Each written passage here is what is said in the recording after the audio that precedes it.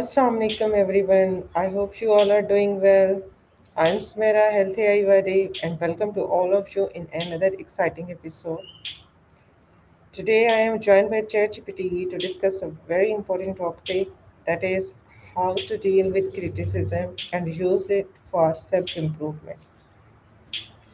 So if you are a teacher, student, professional or a content creator, then this video is for you. Audience criticism is a natural part of the growth, even though it can feel uncomfortable at times. But the way you respond to it can either hold you back or push you forward. So, learning to handle feedback wisely helps you to improve both personally as well as professionally. To explore this, how criticism can become a powerful tool for self improvement, I welcome my guest in the studio. So, welcome to the studio, ChatGPT. How are you doing today?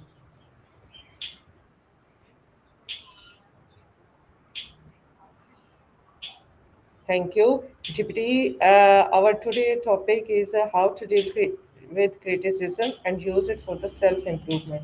So, first of all, I want to know that how would you describe criticism in a balanced and practical way, and can it be both useful or harmful depending on how it is delivered? What's your opinion about that? Thank you.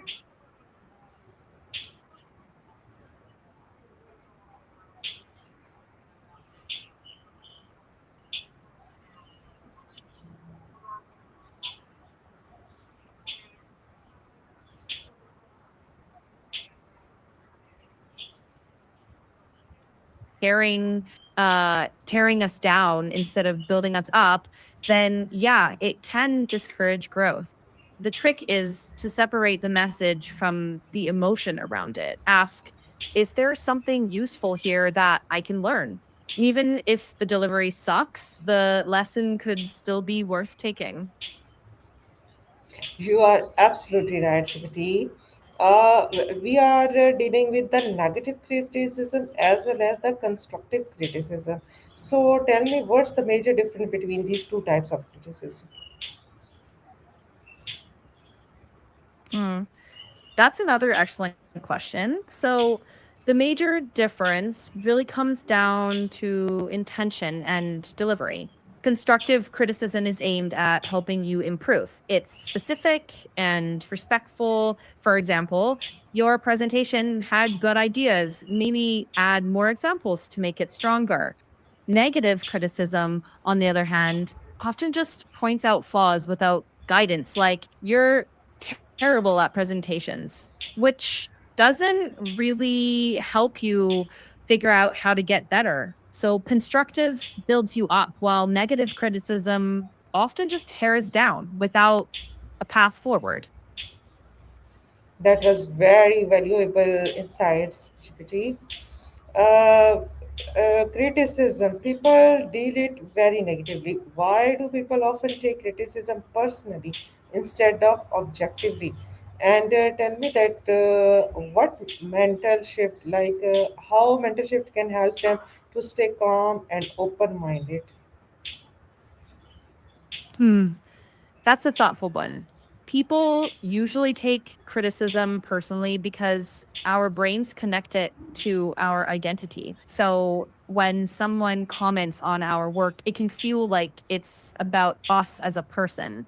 A useful mental shift is to reframe it as not personal attacks, but as just information. Instead of thinking, why are they criticizing me? Try to think, what can I learn from this? And that simple shift turns defensiveness into growth. A mentor can really help by modeling that attitude, by listening first, then calmly sifting what is useful from what isn't. They might say, not every criticism deserves to define you. You can listen, evaluate, keep what helps, and let the rest go. GPT, I really appreciate how clearly you describe it.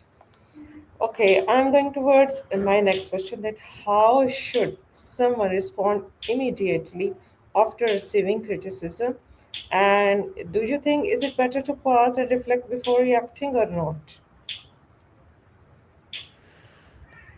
Another excellent question. In most cases, yeah, it helps to pause first.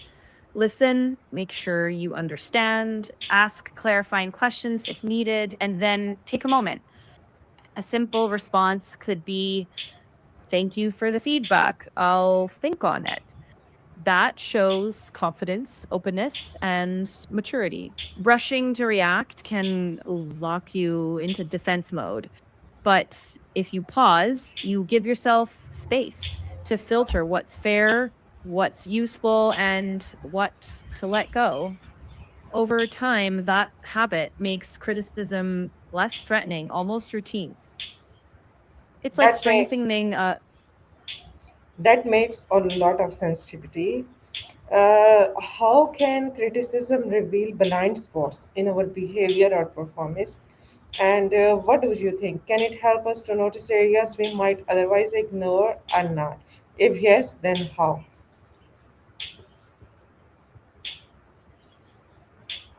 Hmm. Another excellent question. Absolutely. Criticism can shine a light on blind spots, those weaknesses or habits we don't see ourselves.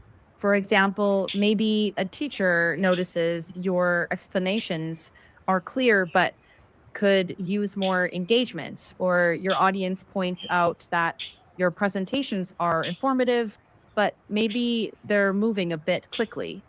You might never notice that on your own.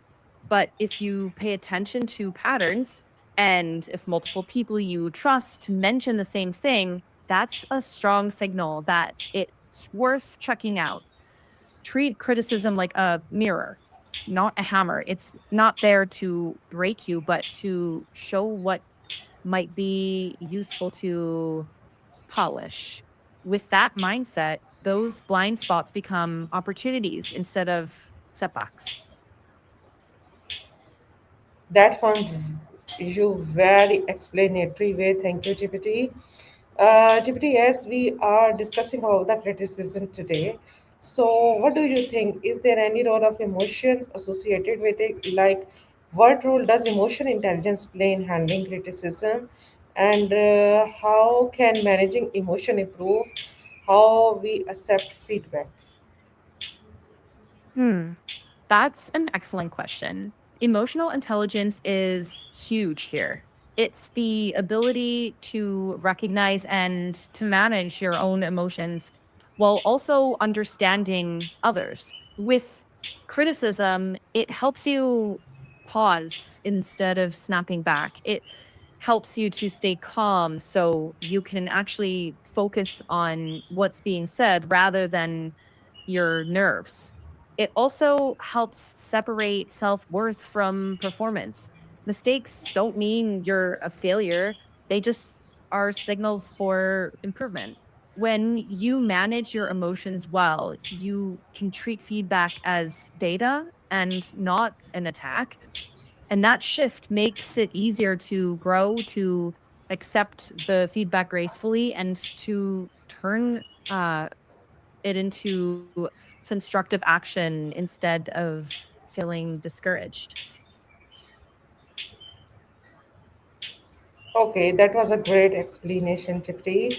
Finally, I am going to wrap my show. So I want to know that what is the most important mindset to adopt when receiving criticism, and how can it help someone to grow continuously over time? And I also want to know that give me two advices for my audience to deal criticism and use it in a positive way to improve self improvement. Hmm. That's a wonderful note to end on. I love that mindset of seeing criticism as a way to learn, not a judgment of your worth. For your audience, I'd give two tips. First, listen with an open mind before reacting emotionally. And second, focus on progress over perfection. No one succeeds without criticism. Every successful person has taken feedback, has made mistakes, and then kept moving forward. So the big takeaway is don't fear criticism. Welcome it as a teacher. Learn from it and let it shape a stronger and wiser version of yourself. Thank you so much, GPT. You shared a very valuable insights today with my audience. I really appreciate your effort. Thank you, Samada. It was great being here with you. Best of luck with the show. Keep inspiring your audience. Thank you, GPT, and thank you all the audience who are joining us today in our show. So, criticism is not something to fear, but something to learn from. When you handle it correctly, it becomes a guide for improvement and growth. Audience, every piece of feedback gives you a chance to become better. So, at the end, I would like to say that your response to criticism defines your progress. At this note, I want to end my show. See you in the next exciting episode soon. Till then, take very good care of yourself. Be healthy, keep learning, and make your every minute count. Allah Hafiz. Allah Hafiz.